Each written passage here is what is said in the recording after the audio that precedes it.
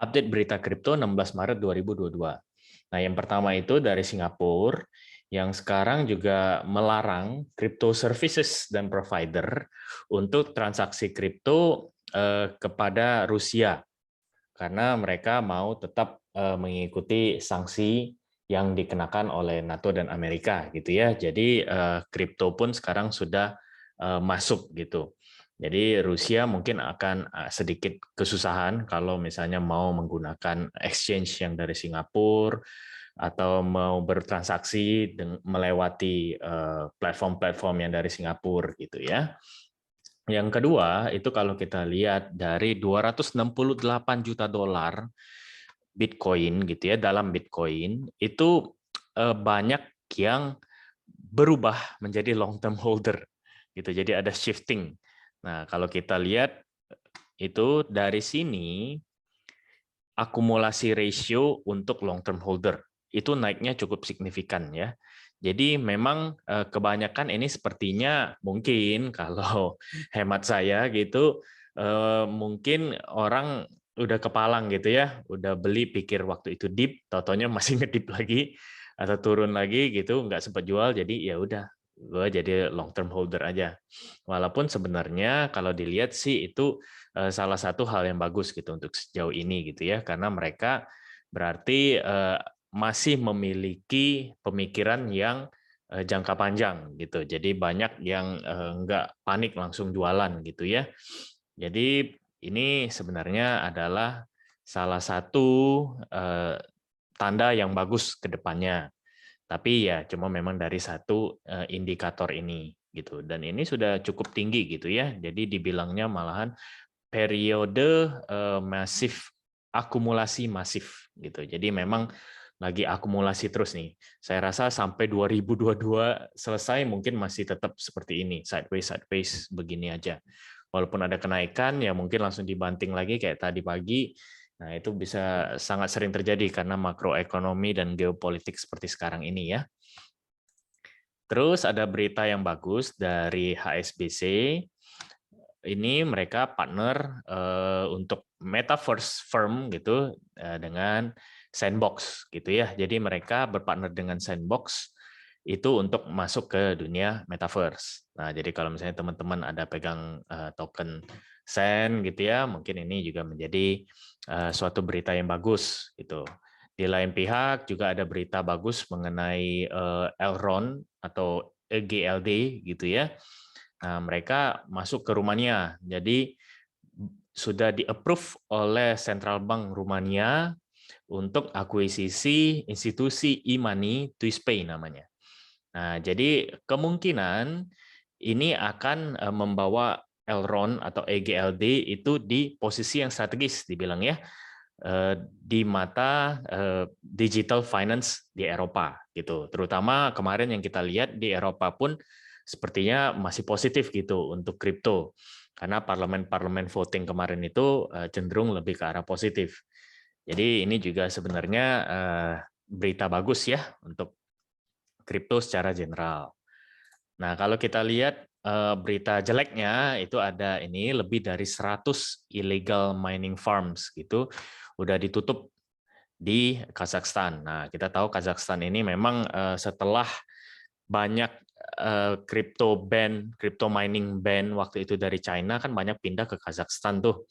Nah, jadi memang wajar kalau misalnya di sana bukan hanya secara legal aja, secara resmi miners itu tambah banyak, tapi ya pasti ada juga illegal miners yang ya mau atau mencurangi pemerintah gitu ya, atau mereka memang ya begitulah namanya kriminal gitu. Jadi ini sebenarnya memang kurang baik kalau kita lihat, tapi untuk kedepannya harusnya lebih positif karena jadi memang kita harus mendukung gerakan-gerakan kripto ini secara legal gitu. Jadi jangan karena sekarang itu pendapatnya mengenai kripto itu selalu ilegal gitu ya. Jadi jangan sampai mining pun juga mau diilegalkan gitu ya.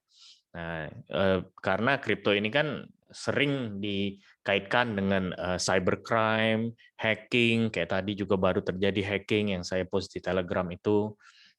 Jadi Jangan sampailah apa namanya, persepsi yang jelek itu selalu terbangun. Jadi bagus ini banyak apa namanya, banyak ditangkap gitu ya, illegal miner segala macam, supaya kedepannya ya lebih positif gitu. Jadi semuanya dalam kripto itu ya legal menuruti aturan gitu ya. Nah, berita bagus lagi dari Instagram itu mereka akan menambahkan NFT, jadi fitur NFT gitu ya. Itu kata Mark Zuckerberg. We are working on bringing NFTs to Instagram in the near term. Jadi sudah sebentar lagi mungkin dari profile picture kita bisa ganti dengan NFT kita atau seperti apa gitu ya. Nah, ini juga berita bagus. Nanti kalau misalnya fiturnya sudah masuk, saya rasa pasti ada kenaikan sedikit nih di harga. Jadi boleh dipantau nih berita ini terutama. Karena ini sudah kita lihat sendiri ya, waktu itu Facebook berubah jadi Meta, wah langsung kenaikannya seperti apa. Terus Twitter menambahkan fitur untuk tipping Bitcoin, oh naik juga gitu kan. Jadi setiap ada update dari perusahaan-perusahaan besar ini gitu ya, terutama yang memang di bidang teknologi, itu membawa hawa bagus gitu untuk market kripto. Walaupun mungkin cuma sebentar ya, tapi perlu dipantau lah ya. Mungkin kita bisa ngelong atau seperti apa. Nah, terus ada juga ini kalau dilihat kurang bagus sebenarnya. Whales have been selling their BTC. Ini analisa dari Willy Woo. Dia ini analis on-chain gitu ya. Kalau dia lihat memang sepertinya masih ada potensi untuk drop lebih jauh. Nah, dia bilang about Bitcoin's next big drop gitu.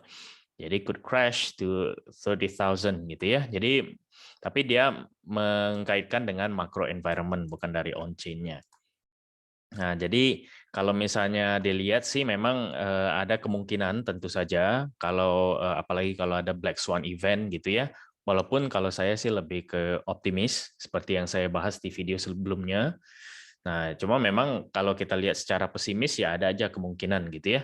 Jadi kayak nuklir lah, perang nuklir atau The Fed naikin suku bunga yang sangat tinggi subuh ini gitu atau sangat sering gitu ya, walaupun dia sudah membandingkan dengan 2004 itu ada sekitar kalau nggak salah 17 kali kenaikan suku bunga.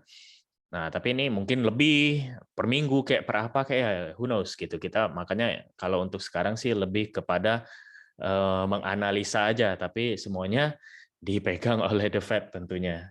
Nah, jadi memang untuk subuh ini terutama itu perlu dipantau sekali ya, karena ini mempengaruhi market secara umum.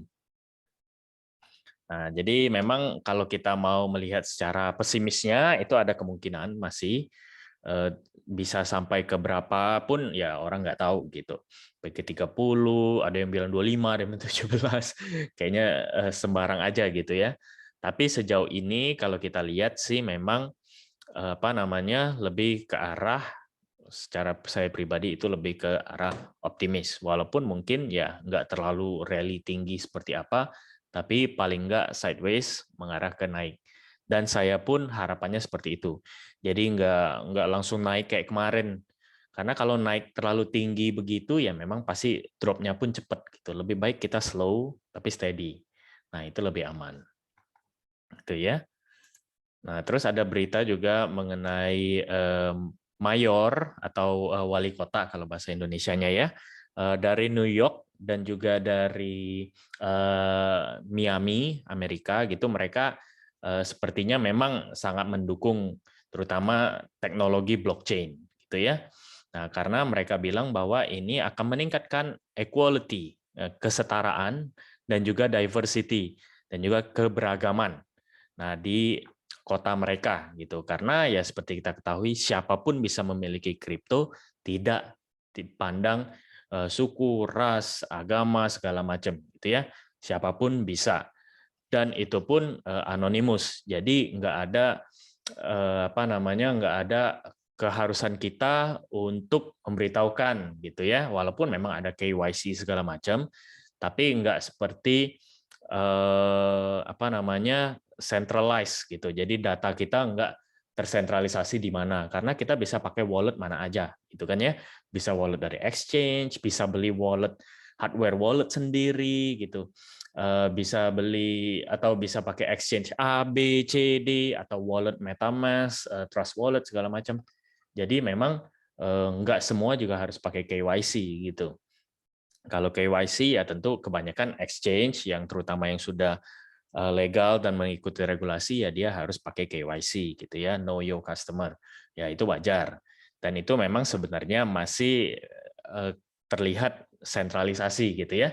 Nah, tapi kan banyak kita bisa transaksi lewat DEX, kita bisa kayak tadi taruh atau hold BTC atau kripto kita di hardware wallet gitu ya. Jadi ya semuanya bisa dilakukan gitu.